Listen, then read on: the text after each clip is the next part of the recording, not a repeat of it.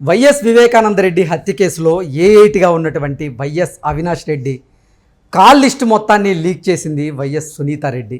తన తండ్రి హత్య జరగక 2-3 వారాల ముందు తన కుటుంబంలో ఏం జరిగిందో సునీతారెడ్డి బయటపెట్టినటువంటి నేపథ్యంలో అసలు సునీతారెడ్డికి ఈ కాల్ లిస్ట్ ఎవరిచ్చారు అనేది ఇప్పుడు సర్వత్రా చర్చనీయాంశంగా మారినటువంటి నేపథ్యంలో ఈ అంశానికి సంబంధించి మనతో మాట్లాడేందుకు టీడీపీ అధికార ప్రతినిధి సూర్యదేవర్ లత గారు మనతో ఉన్నారు. లత గారితో మాట్లాడదు. లత గారు నమస్తే అండి.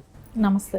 లత గారు, YS Avinash Reddy call list మొత్తాన్ని లీక్ చేసింది సునీత గారు. అయితే అసలు సునీత గారికి ఈ కాల్ లిస్ట్ ఎవరు లీక్ చేశారు అనేది ఇప్పుడు సర్వత్రా చర్చనీయాంశంగా మారిన నేపథ్యంలో అవినాష్ రెడ్డి గారి జుట్టు ఇప్పుడు సునీత చేతిలో ఉందా అంటే ఏం చెప్తారు? జగన్మోహన్ రెడ్డి ఉద్దేశం ఏదైనా ఏంటంటే సునీత గారు ఆ రకంగా ఫైట్ చేయలేరు. ఆవిడ ప్రజల్లోకి అంత ఇదిగా వెళ్ళి ఎక్స్ప్లెయిన్ చేయటమే కానీ చెప్పటమే కానీ జరగదనుకున్నాడో ఏమో కానీ సునీతారెడ్డి గారు ఈరోజు ప్రెస్ మీట్ పెట్టి సో ఆ రోజు నుంచి అంటే గత 3 నెలల నుంచి ఏం జరుగుతుంది అంటే వివేకానంద రెడ్డి గారు చనిపోవటానికి 3 నెలల ముందు నుంచి సో వీళ్ళ ఎవరెవరితో ఫోన్ కాల్ టచ్లో ఉన్నారు, ఎర్రగంగిరెడ్డితో అవినాష్ రెడ్డి టచ్లో ఉంటమే కానివ్వండి, అదైతే మనకు ప్రూఫ్స్లో చూపెడుతున్నారు. కానీ ఆవిడ చెప్పేది ఏంటంటే వాళ్ళు వెళ్ళి కలవటం కూడా జరిగేది అని. ఓకే, ఎర్రగంగిరెడ్డి అవినాష్ ఇద్దరు కలిసేవాళ్ళు కూడా అని. అంటే అవినాష్ని అడిగితే నాకు ఆయన ఎవరో తెలియదు, ఎర్రగంగిరెడ్డికి నాకు సంబంధమే లేదని అవినాష్ పలుమార్లు చెప్పాడని తను చెప్పటమే కానివ్వండి. కానీ అలాంటి తెలియదన్న వ్యక్తితో ఇన్నిసార్లు ఫోన్ కాంటాక్ట్స్ ఉంటాయా అంటే చనిపోయే రోజు ఆ టైం 3-4 ఆ టైం ప్రాంతంలో కూడా ఆయన్ని చంపుతూ కూడా వాళ్ళు లైవ్ చూడటమా లేకుంటే వాళ్ళు ఆ టైంలో వాళ్ళు ఫోన్లు మాట్లాడటమా ఇవన్నీ కూడా జరిగాయి అనేది ఆవిడ మొత్తం చెప్పటం జరిగింది, చూపెట్టడం ఎవిడెన్స్ కూడా చూపెట్టడం జరిగింది. సో అది కూడా కాకుండా అంటే అవినాష్ రెడ్డి ఇంకొక విషయం కూడా చెప్పాడు, వివేకానంద రెడ్డి గారు నా కోసం ప్రచారం చేశారు, నాతో చాలా బాగా ఉన్నారు, ఆయన నేను గెలవాలనే ఆశయం కూడా ఆయనకు ఉన్నది అని చెప్పాడు. ఎవరు? అవినాష్ రెడ్డి అని సునీత గారికి చెప్పారు అని అది సునీత గారే బయట పెట్టారు ఆ విషయం. అంటే ఇదివరకు ఉన్న ఇంటర్వ్యూలో ఇదివరకు కూడా అది చెప్పారు, ఆవిడ బహిరంగంగా మీటింగ్లో కూడా చెప్పారు ఆ విషయం. అంటే తను అందుకే ఇంకొక వీడియో చూపెట్టారు. అంటే ఒక పార్టీ మీటింగుల్లో సో అవినాష్ రెడ్డిని ఆయన పలకరించకుండా ఆయన వైపు చూడకుండా అతనితో మాట్లాడకుండానే ఆయనకి ఇష్టం లేదనేది అక్కడ ఆయన హావభావాలు మనకు కరెక్ట్గా కనపడుతున్నాయి. అంటే అవినాష్ రెడ్డికి అంటే వివేకం గారికి ఇష్టం లేదు, ఆయనకి అంటే అసలు నచ్చదు, ఓన్లీ పార్టీ పరంగా పార్టీ కోసం పనిచేశాడే కానీ అవినాష్ రెడ్డి కోసం పనిచేయలేదు అనేది సునీత గారు ఈరోజు చూపెట్టడం కూడా జరిగింది. అది విజువల్స్. అంటే సునీత గారు చెప్పేది ఏంటంటే అవినాష్ రెడ్డికి వివేకానంద రెడ్డి గారికి ముందు నుంచి కూడా ఎక్కడ కూడా వాళ్ళిద్దరికీ సఖ్యత లేదు. సో ఆయన డామినేట్ చేస్తున్నాడు.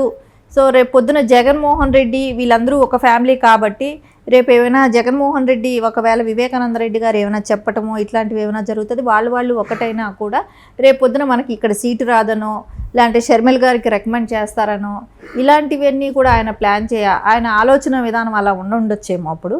సో అందుకని ఈయన చనిపోతే బెటర్, ఈయన చంపేయాలనే ఒక ఉద్దేశం వాళ్ళకి వచ్చి ఉండొచ్చు, దాంతోనే వాళ్ళు ఆయన చంపుండొచ్చు అనేది కూడా మనకు కనపడుతుంది ఇప్పుడు. అంటే ఇవన్నీ మనం వైఎస్ వివేకానంద రెడ్డి హత్య కేసుకు 3 నెలల ముందు నుంచి స్కెచ్ వేశారు, స్కెచ్ ప్రకారంగానే వైఎస్ వివేకానంద రెడ్డిని హత్య చేశారు అంటూ ఆరోపణలు చేస్తున్నారు.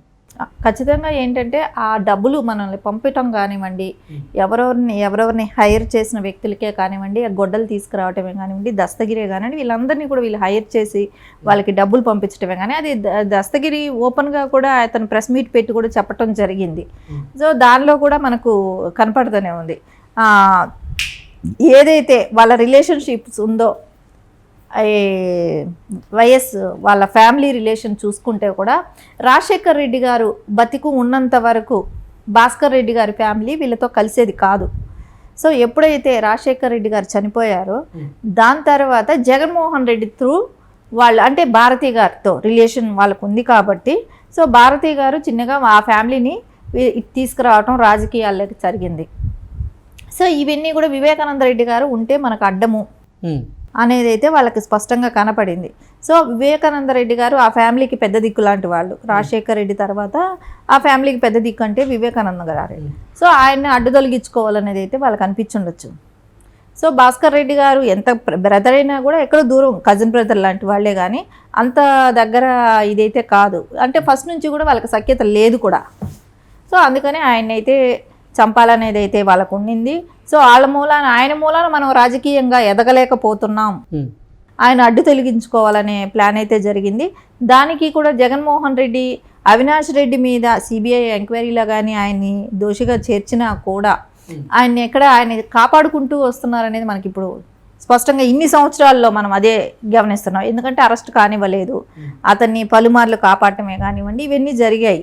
సో అది ఈరోజు ఓపెన్గా ఆవిడ ప్రెస్ మీట్ పెట్టడమే కానివ్వండి, అవన్నీ విజువల్స్ చూపెట్టడమే కానివ్వండి, అవన్నీ చేయటం జరిగింది. అసలు వైఎస్ వివేకానంద రెడ్డి హత్య కేసుకి ముందు వారి కుటుంబంలో 2 వారాలుగా ఏం జరుగుతుంది అనేది కూడా ఆవిడ స్పష్టంగా ఈరోజు అందరికీ లీక్ చేయడం జరిగింది. దాంతోపాటుగా అసలు వైఎస్ అవినాష్ రెడ్డి గారికి సంబంధించినటువంటి కాల్ లిస్టు మొత్తాన్ని కూడా ఆవిడ లీక్ చేశారు. అసలు ఈ ఇన్ఫర్మేషన్ ఇప్పుడు సునీత గారికి ఎలా వెళ్ళింది అనేది కూడా సర్వత్రా చర్చనీయాంశంగా అయితే మారింది. ఏంటి మేడం ఆ ఇన్ఫర్మేషన్ ఎలా వెళ్ళి ఉండొచ్చు అంటే ఏం చెప్తారు? ఆ కాల్ లిస్టులో ఏముంది? ఆ కాల్ లిస్ట్ ప్రకారంగా వైఎస్ అవినాష్ రెడ్డి వైఎస్ వివేకానంద రెడ్డి హత్య కేసులో దోషిగా తేలి జైలుకి వెళ్ళడం ఖాయమా అంటే ఏం చెప్తారు? ఖచ్చితంగా అయితే అక్కడ లోకల్ డిపార్ట్మెంట్ వాళ్ళే ఇచ్చుండే అవకాశం అయితే కనపడుతుంది. ఎందుకంటే ఆ నెంబర్కి నుంచి ఎన్ని కాల్స్ వెళ్ళాయి, ఎన్ని వచ్చాయి, అవన్నీ ఆ టైంలో అంటే ఆ మర్డర్ జరిగిన టైంలో కూడా వాళ్ళు ఫోన్లలో మాట్లాడటం, అక్కడ నుంచి తాడేపల్లి ప్యాలెస్లో కూడా ఫోన్లు వెళ్ళటం, ఇవన్నీ కూడా వాళ్ళ దగ్గర రికార్డెడ్గా ఎవిడెన్స్ ఉన్నాయనేది ఆవిడ ఈరోజు బహిరంగంగా చూపెట్టడం జరిగింది. సో ఖచ్చితంగా అయితే దీని మూలాన అర్థమవుతుంది కదా, దీనిలో సిబిఐలో కూడా ఆయన పేరు ఛార్జ్షీట్లో యాడ్ చేయడం కూడా జరిగింది. కాబట్టి అవినాష్ రెడ్డి పేరు ఆయన ఖచ్చితంగా అరెస్ట్ చేస్తారు. ఎన్ని రోజులు జగన్మోహన్ రెడ్డి అడ్డుపడగలుగుతాడేమో అనుకుంటున్నాడేమో, కానీ అడ్డుపడే ప్రసక్తి అయితే లేదు.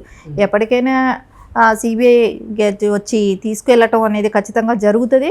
ఎందుకంటే జగన్మోహన్ రెడ్డికి కూడా కేసులు దగ్గర పడుతున్నాయి. రేపు పొద్దున ఆయన కూడా వెళ్ళాల్సి వస్తుంది జైలుకి. సో ఎన్ని రోజులు కాపాడలేడు. సో రేపు పొద్దున అధికారం కోల్పోతాడు జగన్మోహన్ రెడ్డి. అప్పుడు ఇంకెన్ని అధికారం ఉంది కాబట్టి అధికారంతో కాపాడగలిగాడే, కానీ అధికారం లేనప్పుడు ఇంకా కాపాడటం అనేది కష్టం. రేపు పొద్దున అవినాష్ రెడ్డి ఓడిపోవటం కూడా జరుగుతుంది కడప జిల్లాలో. ఎందుకంటే ఈరోజు వాళ్ళు ఇవన్నీ ఎవిడెన్స్ చూపెట్టడానికి కారణం కూడా ఏంటంటే ఈ ఎలక్షన్స్లో ప్రజలకి అన్నీ ఓపెన్గా తెలియాలి. ఎందుకంటే కేసు అనేది ప్రొలాంగ్ అవుతుంది. ఎలక్షన్స్ బిఫోర్ అన్నీ తెలియాల్సిన అవసరం ఉంది. ప్రజల దృష్టికి ఇవన్నీ వెళ్ళాలి అనే దానికోసమే వాళ్ళు ఈరోజు చూపెట్టడం కూడా జరిగిందని మనకు ఖచ్చితంగా అనిపిస్తుంది. ఓకే, ఏంటి మేడం ఒకవేళ కనుక వైఎస్ అవినాష్ రెడ్డి కాల్ హిస్టరీలో దీనికి సంబంధించినటువంటి ఆధారాలు కనుక ఉంటే వైఎస్ అవినాష్ రెడ్డి జైలుకి వెళ్ళడం ఖాయమా అంటే ఏం చెప్తారు? ఆయన బెయిల్ రద్దయ్యే అవకాశం ఉంటుంది కదా. ఈ నెల 15వ తారీఖుకే బెయిల్ రద్దయ్యే అవకాశం ఉంటుంది అనేది అయితే మనం లాస్ట్ టైం కూడా అనుకుంటున్నాం. కానీ ఖచ్చితంగా బెయిల్ రద్దు అయితే ఆయన జైలుకి వెళ్తాడు. క్యాంపెయిన్ అంటే ఇప్పుడు కూడా జగన్మోహన్ రెడ్డికి ఒక అనుమానం కూడా ఉంది. సో క్యాండిడేట్ని మారుద్దామనే ఆలోచనలో కూడా ఉన్నాడనేది అంటున్నారు.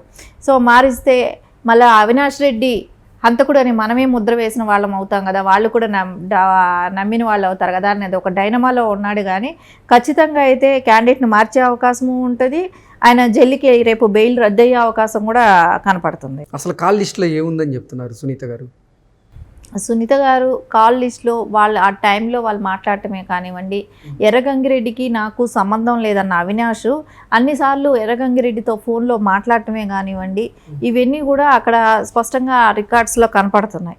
సో వాళ్ళు తీసిన టెలిఫోన్ ఎవిడెన్స్లో మనకు ఖచ్చితంగా కనపడుతుంది. ఇంకా దస్తగిరి వీళ్ళందరూ కూడా కలిసేవాళ్ళు అనేది అయితే సిబిఐ దగ్గర ఉంది కాబట్టి, వాళ్ళ ఇన్వెస్టిగేషన్లో తేలింది కాబట్టి ఈ ఇది అయితే సునీత గారే బహిరంగంగా చూపెడుతున్నారు కూడా. సో కాబట్టి ఖచ్చితంగా అయితే అవినాష్ రెడ్డికి దీనిలో సంబంధం ఉంది అనేది అయితే మనకు స్పష్టంగా కనపడుతుంది, మన కళ్ళకు కూడా కనపడుతుంది. ఓకే, గూగుల్ టేక్అవుట్స్లో అవినాష్ రెడ్డి గారు అక్కడే ఉన్నట్లుగా ఆధారాలు ఉన్నాయంటూ కూడా గతంలో కొన్ని వార్తలు వచ్చినటువంటి నేపథ్యంలో ఇప్పుడు మళ్ళీ కాల్ లిస్ట్ కనుక బయటకు వస్తే పరిస్థితి ఎలా ఉండబోతోంది? ఒకవేళ కాల్ లిస్టులో కనుక నిజంగా ఆధారాలు లభ్యమైతే అవినాష్ రెడ్డి గారి పరిస్థితి ఎలా ఉండబోతుంది, ఆయన రాజకీయ భవిష్యత్తు ఎలా ఉండబోతుంది అంటే ఏం చెప్తారు? ఖచ్చితంగా రాజకీయ భవిష్యత్తు అనేది ఇంకా శూన్యమే అనిపిస్తుంది. ఎందుకంటే రాజకీయంలో ఉన్నవాళ్ళు ఎన్ని రోజులు ఒకళ్ళ మీద డిపెండ్, అంటే ఒక హంతకుడుగా ఉన్న వ్యక్తి, ఒక ముద్దాయిగా ఉన్న వ్యక్తి ఎన్ని రోజులు జగన్మోహన్ రెడ్డి సేవ్ చేస్తాడు అనుకుంటానికి, జగన్మోహన్ రెడ్డే గెలవనప్పుడు, ఆయనకే అధికారం లేనప్పుడు, ఆయనే జైలుకి వెళ్లాల్సి వచ్చినప్పుడు అవినాష్ రెడ్డిని సేవ్ చేసే వాళ్ళు ఎవరుంటారు?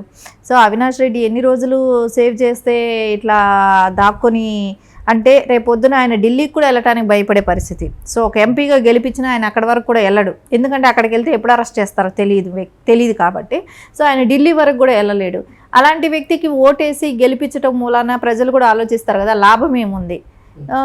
ఇలాంటి వ్యక్తి ఇతనే రేపొద్దున ఢిల్లీ వరకు వెళ్ళటానికే భయపడతాడు. సో రేపొద్దున ఆయన జైలుకి వెళ్తాడేమో. సో మన సమస్యలతో మనం ఎవరి దగ్గరికి తీసుకెళ్తాం? అది కాకుండా రాజశేఖర్ రెడ్డి కూతురు కనుక షర్మిల గారికి కానివ్వండి, వివేకానంద రెడ్డి కూతురు సునీత గారే కానివ్వండి, వాళ్ళిద్దరూ కూడా కొంగు జాచి అడగటమే కానివ్వండి, ఇదంతా ప్రజల్లోకి బాగా సెన్సిటివ్ మ్యాటర్ కాబట్టి ఒక ఆడపిల్లలు న్యాయం కోసం ఇంత పోరాడుతున్నారు. సో వాళ్ళకి మనం న్యాయంగా అండగా నిలబడాలనేది అయితే కడప ప్రజలకు. ఎందుకంటే రాజశేఖర్ రెడ్డి వివేకానంద రెడ్డి గారికి ఉన్న ఆ జిల్లాతో ఉన్న అనుబంధం ప్రకారం ఖచ్చితంగా షర్మిల గారికి మద్దతు తెలిపే అవకాశం అయితే ఖచ్చితంగా కనపడుతుంది.